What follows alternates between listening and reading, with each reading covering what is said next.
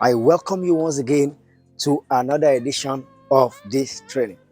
For those who watched the last two videos, you would see that in the two videos we, explained how you can actually label your keys, the keys on this keyboard, the white keys and the black keys, how you can label them using the first 7 letters of the English alphabet. But today, I'm going to be taking you through how you can apply it with tone, because even though we named those keys with letters, you cannot sing with letters, you cannot play with letters, you will still have to play in tones. So I want to explain how you can understand how the tones on the keyboard actually works. Okay, so follow me as I continue. But before I continue, if you have not subscribed to this channel, please do, and make sure you like this video and share with your friends. Not only that, click on the notification button so as for you to get notification whenever we post any videos. Okay, let's get right to work. So as I said, we have 7 letters to name the keys on the keyboard, and in my first video I explained how those 7 letters could be labeled on the white keys.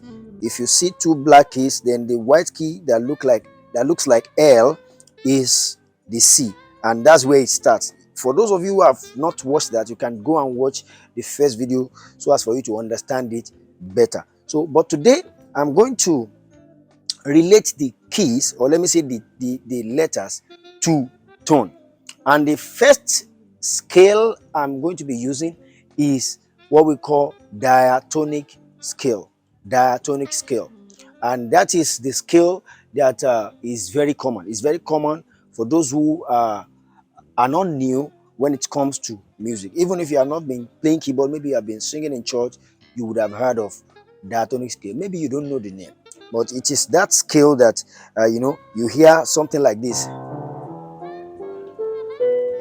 That's the diatonic scale, and that is what I'm going to basically be explaining in this lesson. So today we are going to be working on key C. Let me tell you this before I proceed. I only explained using letters in the first video, but those letters are seen as keys. And that is what we're going to be working with. So today we're going to basically be explaining key C, and I want you to take note and practice whatsoever I explain to you on that note. So key C is what we are going to be working on. So if you check your keyboard and you see the white key that looks like L before the two black keys, that is where you have your C, and that is what is going to represent Do.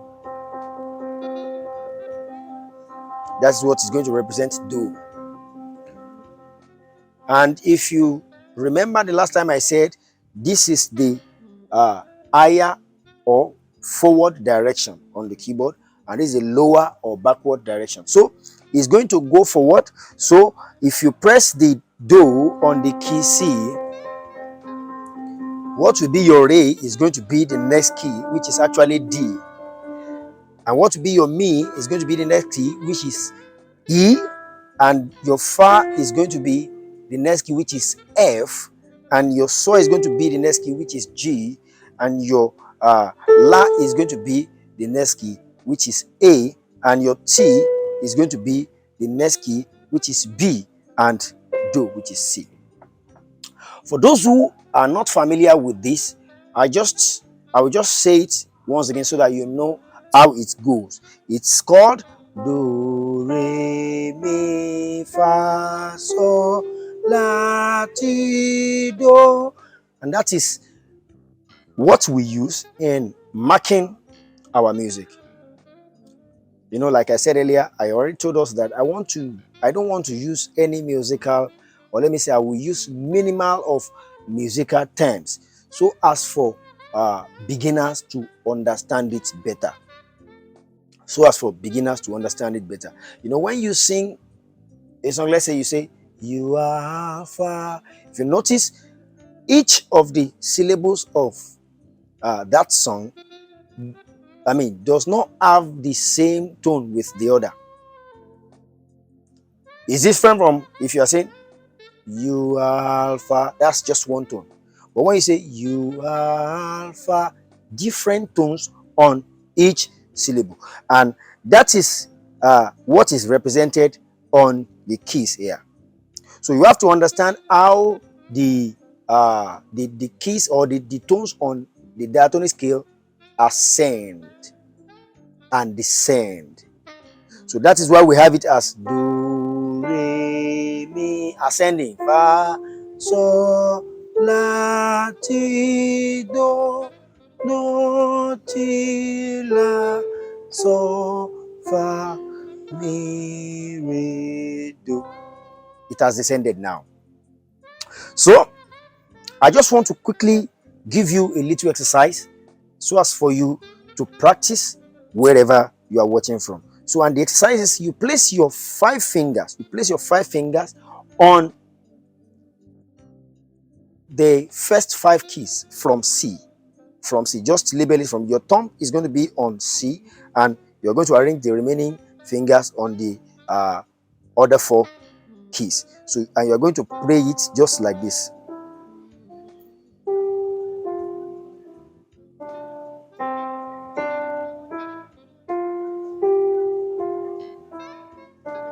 Do, re, mi, fa, sol, fa, mi, re, do.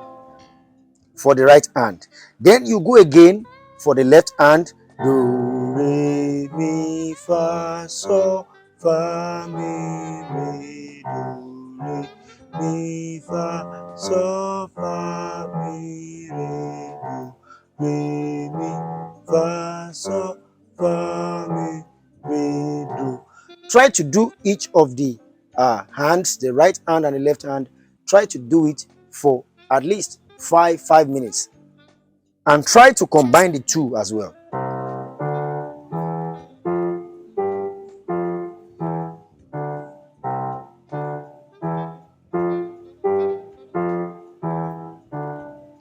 Go again for at least 5 minutes.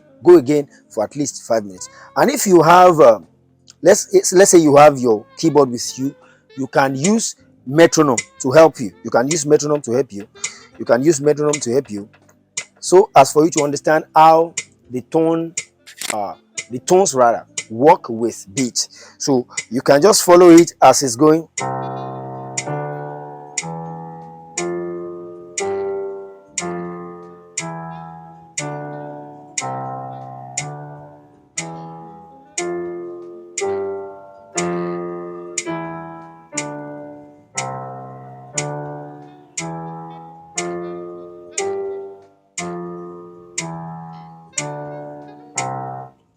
That is for that. And you can as well increase your pace. By doing 2 notes on one beat. You can play 2 notes on one beat, just like this.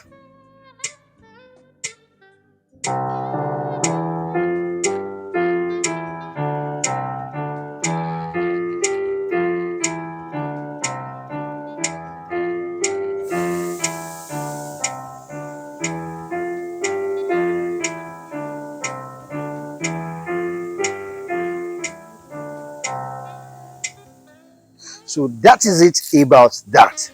So when you are done with that, you have seen me play do, re, mi, fa, sol, la, ti, do the other time, and the best way to do it is what I'm going to teach you now. There are so many ways that people teach around, but the one I use, and which is very easy for me in arranging my fingering, is what I'm going to teach you now, which is very simple. You arrange the first 5 just as you played the do, re, mi, fa, sol, fa, mi, re, do. So you are going to play do, re, mi, fa, sol. As soon as you exhaust the fingers, then you are going to bring your middle finger to play the la ti do. Do re mi fa so. Then you bring the middle finger la ti do. To descend again, you're going to use do di la so fa. Then you bring your middle finger mi re do. You do same with the left hand. Do re mi fa so la ti do, your middle finger. Then you go again to descend. Do di la so fa. Then your middle finger mi re do. It's very simple.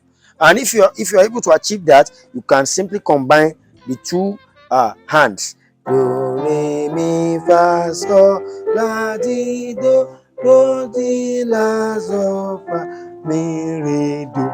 That's just it. And after that, you can as well add the metronome to help you gain your balance on the beat. So let's go now.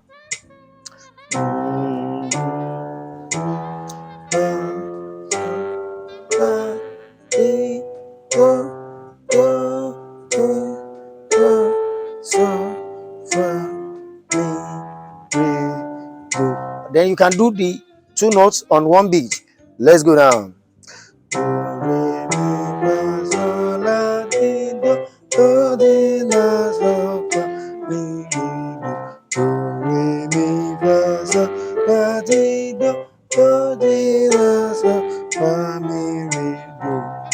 Thank you very much. I just want to encourage you that all this that I've just taught you, try to rehearse it. Try to rehearse it as consistent as possible. Just rehearse it from time to time. Rehearse it 5 minutes, 10 minutes, 20 minutes, as long as it's going to take you to master the fingering.